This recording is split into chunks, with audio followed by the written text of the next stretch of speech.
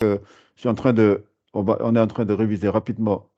On fait un tour rapide sur les, vu que je vais vous poser des questions sur les, comment dire, les règles, toutes les règles que vous connaissez sur les versets qu'on va lire. Donc, rappelez-vous, on vient de parler de Khussa dans Tanqid, les lettres à gonfler. Et ensuite, on va parler de. Alors, ça, c'est les lettres, les huruf et tabaq. On ne l'a pas vu, mais on y reviendra. En tout cas, retenez, c'est des lettres. Parmi les lettres à gonfler, c'est ces lettres-là qui sont les plus gonflées encore. Le va, le ta, le da, le sa. Oui, et c'est toutes ces lettres, c'est toutes des lettres qui ont une poche fermée, une bulle fermée. Ouais, c'est les seules qui sont fermées comme ça. Pour dire que c'est vraiment des lettres qui sont gonflées. T'as pas le droit de passer dessus en disant va, au lieu de dire va, au lieu de dire ta.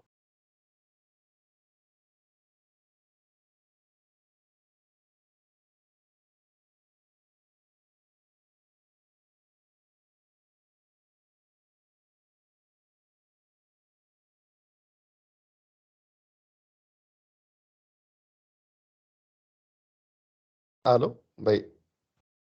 Euh, Le son était parti un petit moment.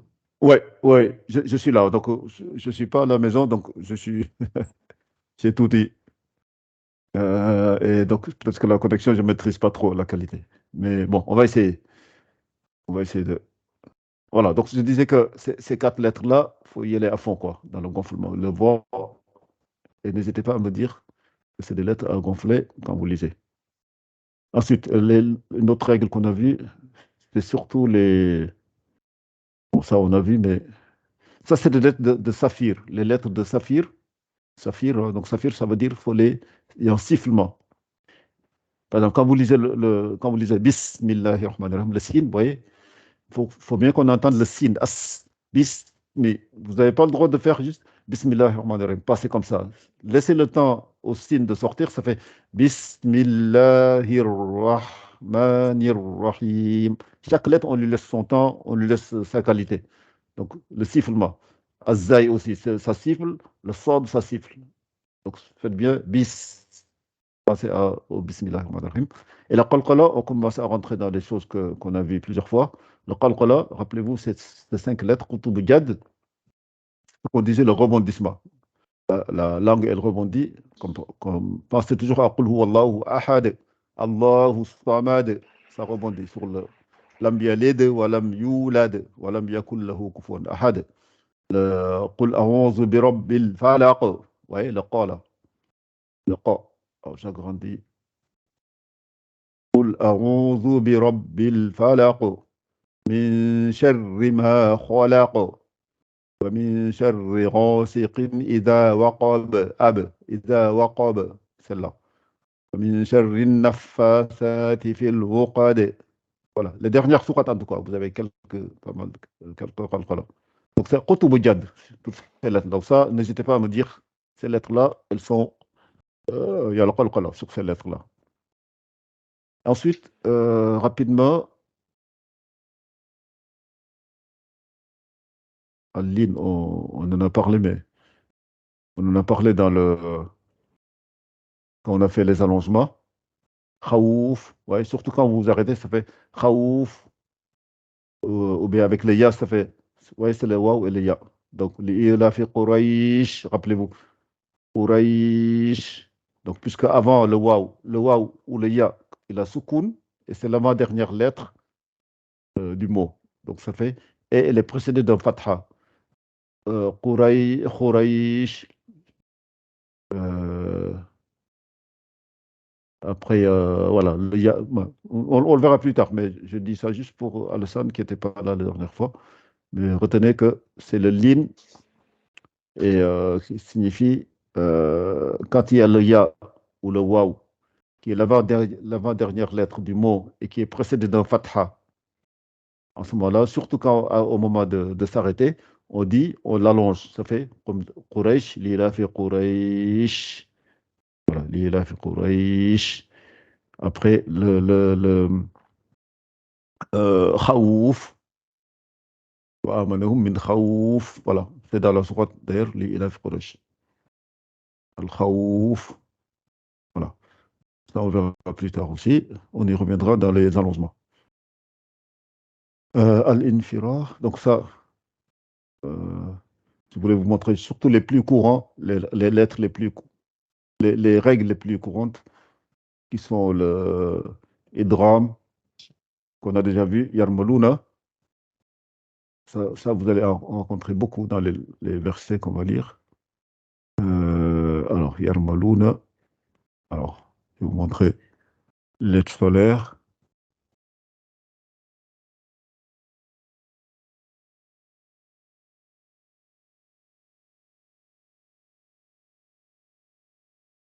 Voilà, ça on l'a déjà vu aussi. Isti'adha, Basmala.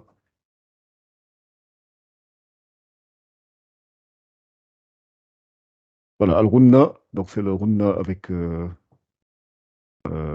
Noun ou le Mim. On a déjà parlé que le Ghunna ou le, enfin, le Noun ou le Mim, chaque fois que c'est Shadda, il faut vraiment rester dessus.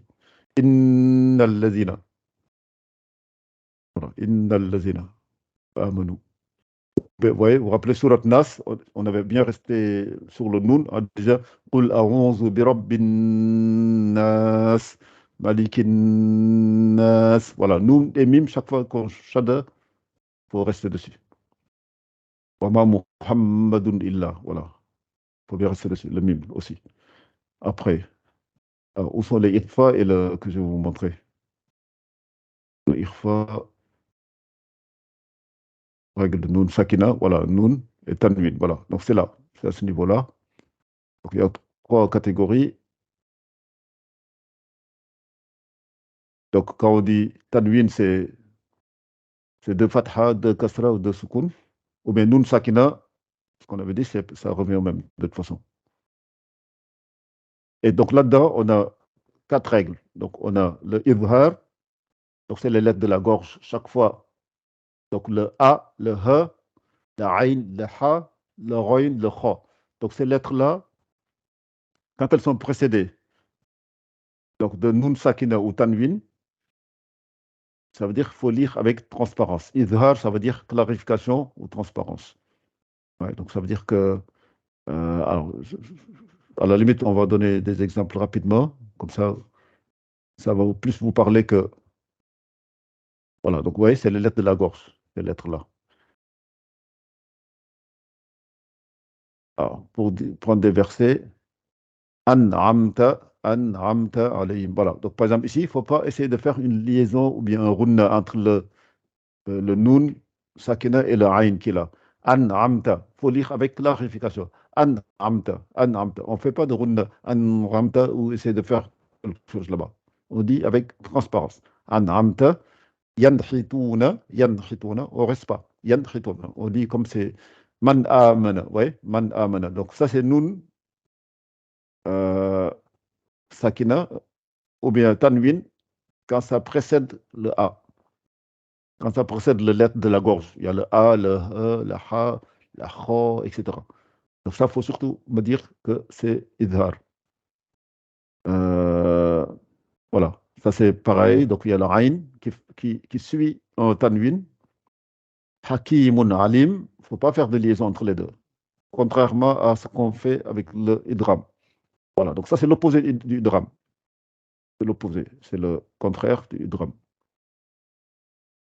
Alors ensuite, voilà, ça c'est les exemples. Hakimun Alim. Je vous montre tous les drames. Après, voilà, l'assimilation, c'est le idram. Donc, c'est le yarmaluna. Donc, rappelez-vous de ça. On l'a vu plusieurs fois. Et dites-moi chaque fois que vous voyez, il ne faudra pas l'oublier. Donc, on avait dit qu'on fait l'entrelacement de ce qui précède. Et c'est toujours entre deux mots, hein. Ça ne peut pas exister dans le même mot. Idhar, on peut avoir dans le même mot une règle, mais cette règle-là, le idram, c'est entre deux mots, obligé. Puisque comme quand vous dites, pensez même en français, on fait la liaison entre deux mots. Quand on dit des enfants, c'est entre deux mots. Donc, c'est la même chose que l'entrelacement qu'on fait ici. Donc, et donc c'est yarmalouna, retenez toutes ces lettres-là. Yarmalouna, le ya, le ra, le mim, le lam, le waw et le nun. Donc ces 6 lettres-là, quand elles sont précédées, vous voyez, comme ici, là, ou quand elles sont, voilà, quand elles sont précédées, ou bien suivies, voilà, plutôt, sont suivies de ces 6 lettres, donc, quand il y a un nun sakina ou un tanwin qui précède ces lettres-là qu'on vient de dire, à ce moment-là, il faut faire l'entrelacement. Min, wama bikum min ni'matin. Min, c'est nun sakina. Et il y a un yarmaluna, une lettre avec le nun. Voilà. Donc ça, c'est des exemples avec le nun sakina. Et ça, c'est des exemples avec le tanwin. Alors, celle-là qu'on a déjà vue, fi amadin mumaddada. Fi amadin, c'est un tanwin. Et il y a une lettre de Yarmaluna. Yarmaluna, le mime, elle est là. Et elle est précédée de Tanwin. Voilà, Tanwin, c'est-à-dire de Fatha, de Kasra, de Dhamma. Abi Lahabin, on l'a déjà vu. Abi Lahabin, Watab, on fait l'entrelacement. Abi Lahabin, Watab. Voilà. On l'a déjà vu, non? Donc je ne reste pas longtemps dessus. Je vous montre juste l'irfa, comme ça on va commencer à lire. L'assimilation et la substitution. Iqlab. C'est la même chose avec le ba. Vous avez le tanwin ou nun sakina et le ba qui le précède. À ce moment-là,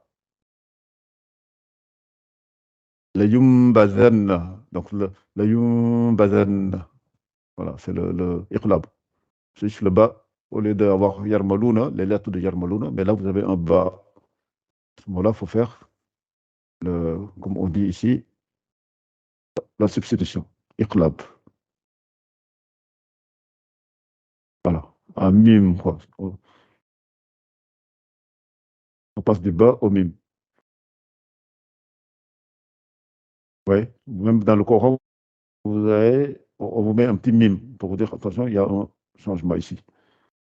وأنت حل بي وأنت حل بهذا البلد حل بي.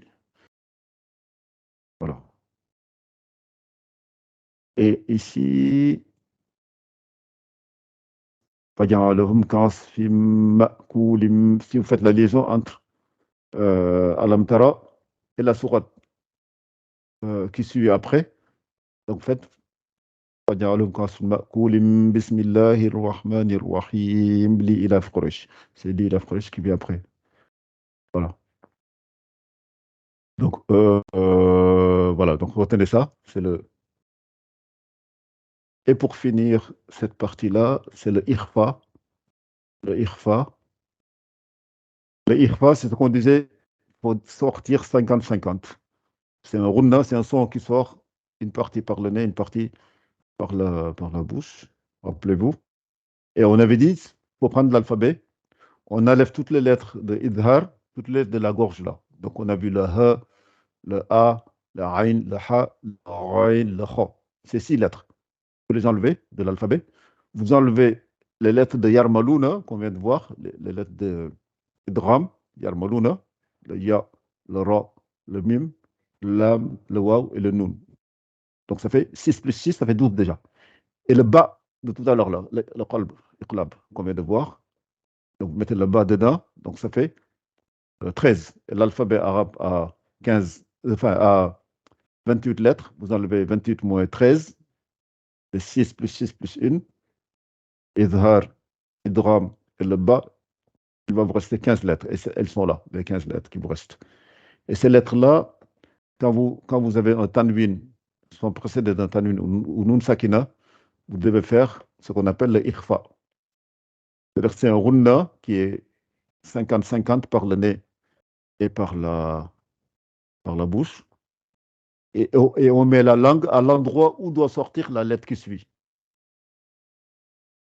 Ouais, donc, par exemple, pour celle-là, on va dire Wala antum abiduna ma a'bud. Dans Qul ya al-kafirun, on fait on met la lettre sur enfin, la langue proche de la sorte du ta qui vient juste après. Et on fait le runna, on reste deux temps ici. Voilà, là, je parle. Voilà, antum. Voilà. Et famma man thaqulat. Ouais, par exemple ici, vous voyez, le ça, elle est là, et vous la retrouvez dans les lettres qu'on vient de parler, les 15. Hop, je ne vais pas passer trop vite. Voilà, vous voyez, le ça, elle est là. Elle est là aussi. Donc, on la retrouve bien dans les 15 lettres qu'on a dit tout de suite là. Voilà, donc, vous voyez, elle est là, le ça, le ta. Pour ça, je peux le faire disparaître un peu, oui. Et le dal. Le dal, elle est là aussi. Vous allez la retrouver. Elle est là. Donc, toutes les 15 lettres là qui restent en dehors de Yarmalouna, de lettres de la gauche,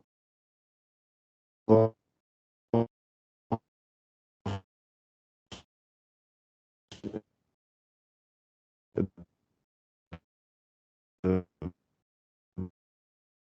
bas, vous les retrouvez ici. Ça, vous pouvez partir. ومهدتم ومهدت له تمهيدا. Donc, dans surat, peut-être c'est surat Al-Mudassir, peut-être, oui. Je pense que c'est dans. Ah, c'est ça, oui. Ils le mettent là même. Je ne le lis pas, mais c'est marqué là. Voilà, donc, et c'est pareil. Donc, le dal, dans surat Al-An'am, donc ça, c'est une sourate dans les premières sourates. ومن النخيل من طلعها قنوان دانية. Donc, on met la langue à côté de la sortie du dal et on fait qinwanun daniya. Qinwanun. Oh, oubliez pas, c'est les deux. Voilà, donc ça c'est le irfa.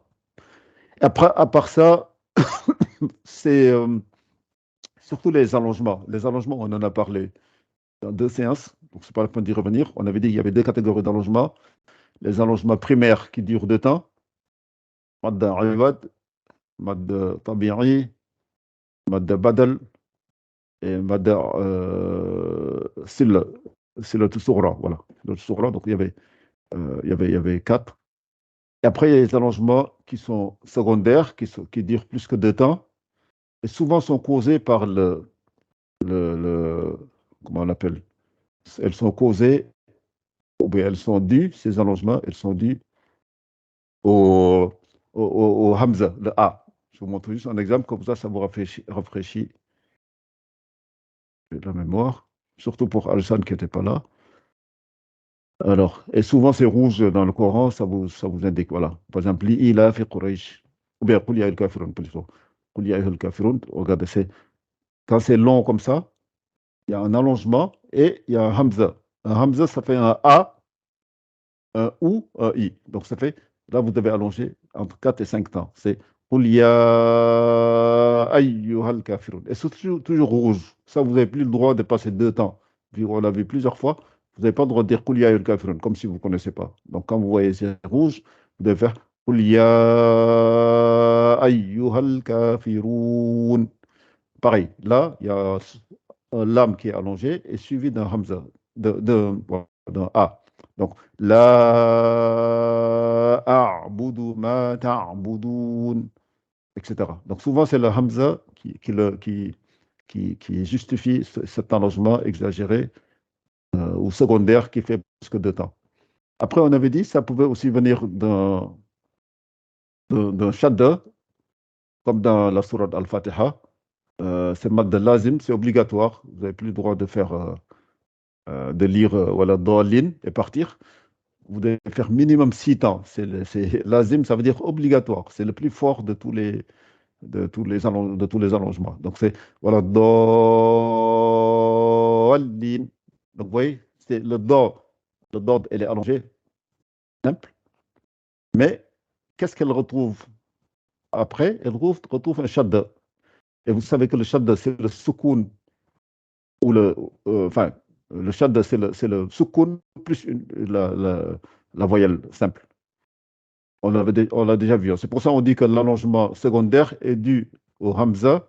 Je ne sais pas si je l'ai toujours ici pour vous montrer ça rapidement avant qu'on continue. Par exemple, ici, si j'ouvre le précédent fichier, est-ce que je l'ai? Voilà. Alors, est-ce qu'elle va s'ouvrir? Voilà. Voilà, celle-là, vous voyez. Ça, on l'a déjà vu. On avait déjà vu que le chat de, voilà, elle est là. Oui, celle-là, on va prendre celle-là. Si on agrandit un peu.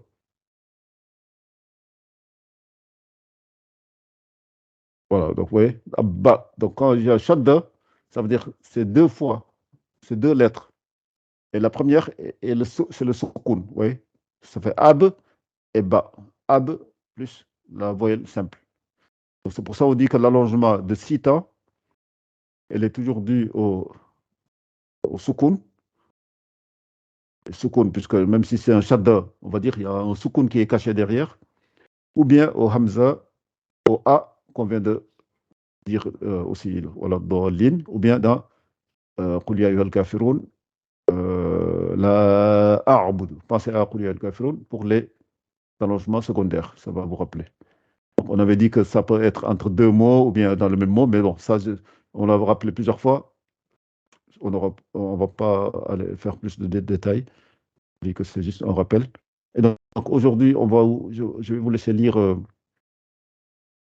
Je pense qu'on avait dit que vous allez lire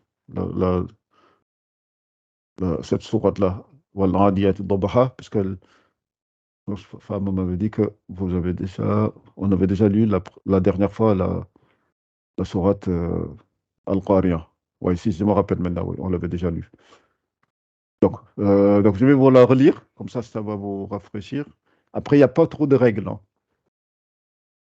Il n'y a pas trop de règles dans cette sourate-là, mais on prendra peut-être, si chacun lit rapidement, on prendra peut-être une autre sourate où il y aura plus de règles. Donc, je vais vous la rappeler, celle-là. Donc, A'udhu billahi minash shaitanir rajim. Bis. Ouais. Donc, je pense au saphir, là, au sifflement que j'ai dit tout à l'heure, le sin, le zay et le sad. Toutes ces trois lettres-là, elles doivent siffler. C'est le saphir et c'est exactement, quand on dit saphir, c'est vraiment le sifflement des oiseaux. Vous voyez, donc les règles qu'ils ont mis pour les rattacher au sifflement des oiseaux, donc il faut qu'on entende Bismillahi. Voilà, pensez-y, comme ça vous allez le faire bien. Bismillahirrahmanirrahim. Wal-adiyati dhabaha. Voilà. ضبحا فالموريات قدحا فالمغيرات صبحا فأثرن به نقعا فوسطن به جمعا إن الإنسان لربه لكنود وإنه على ذلك لشهيد وإنه لحب الخير لشديد أفلا يعلم إذا بعثر ما في القبور. Alors, donc, on fait bien قبور pour montrer qu'elle est bien gonflée. Et je continue pour les deux derniers versets. وحصي صاد avec شدة وحصل ما في الصدور إن ربهم بهم يومئذ لخبير. Rappelez-vous, le ra précédé de kasra, donc je ne gonfle pas. Je ne dis pas la khabir. Je dis la khabir, pour dire qu'elle n'est pas gonflée. Alors, donc chacun va essayer de lire. Ouais, de lire. Il y a combien? Il y a 5 versets. Enfin, 5 lignes plutôt. Il y a 5 lignes. Donc, allez-y, chacun essaye de lire un petit peu. Et puis, donc, si,